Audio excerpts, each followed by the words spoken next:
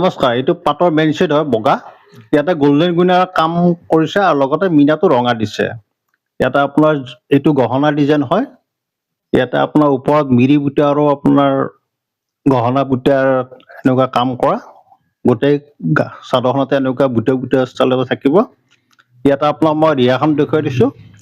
এইখন ৰিহা হয় আৰু ইয়াতে আপোনাক ব্লাউজ পিচটো দেখুৱাই দিছোঁ। এইটো ব্লাউজ পিচ হয় আৰু লগতে মেখেলাখনো দেখুৱাই দিওঁ।